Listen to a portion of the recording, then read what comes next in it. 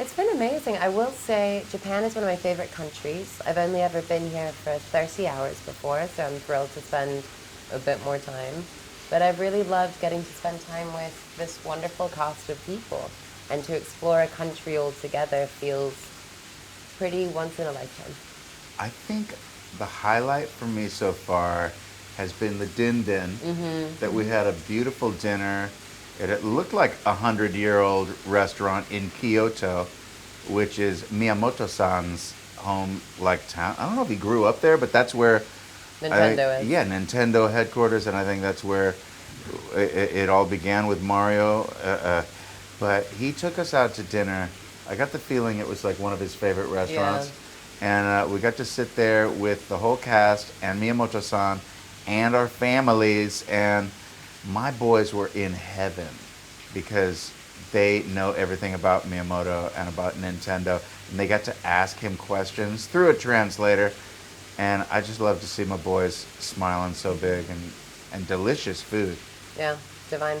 And they hooked you up with good vegetarian Vegetarian. cuisine. I just felt like it was so nice to come back to work with our wonderful directors. At this point, we have such a shorthand with each other that it feels very like a well-oiled machine. And that does offer you more freedom because you kind of get through the maybe more specific way to play something, and then you can kind of go a bit larger with it because you get that really quickly. I agree that the second time was sweeter because we could hit the ground running. The first time it was like we were drilling down a lot to find the character voices, and we didn't have to do that this time. We just cut right to the chase, and we're having a ball right out of the gate.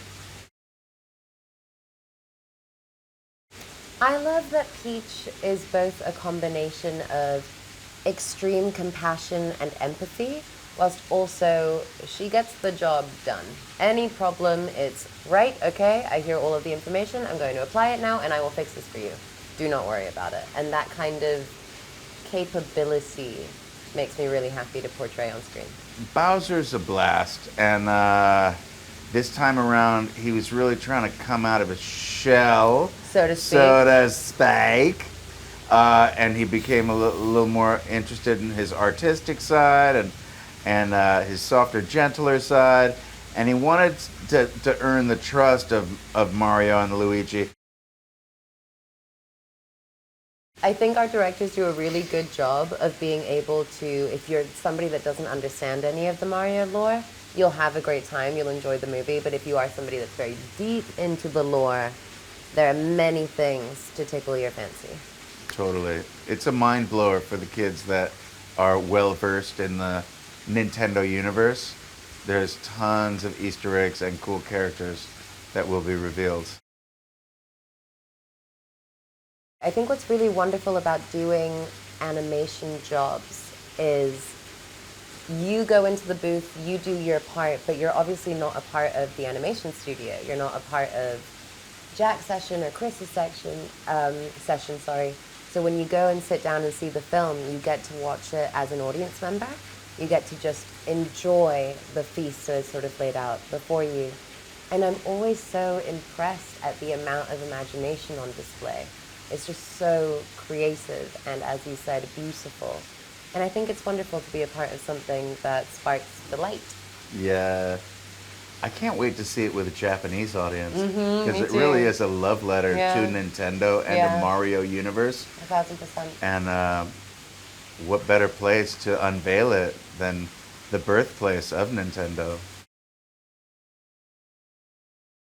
Get your friends, get your family, get some popcorn. I was just going to say popcorn. Yeah. What's your movie snack choice?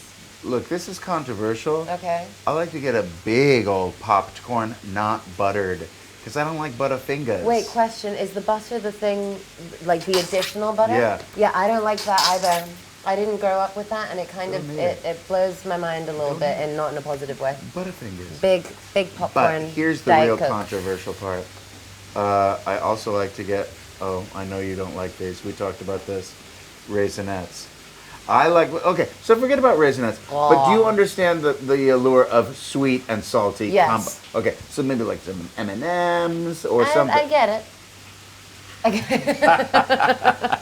I get it. You're Don't wanna strictly try popped corn and a but Diet Coke, though. Yeah, That's your yeah. safe I'm place. quite simple, but you know, in the UK, you have sweet and salty popcorn, which I think in America is called kettle corn. Do you go for that? But so there's a method to the madness, which is you put the salty popcorn on top and the sweet popcorn at the bottom. Because if you flip it over the other way, then you end up with a really dry mouth. Right. So you go salt first. You and gotta then pay your eat the dues sweet. to get to that sweetness. Yeah, exactly.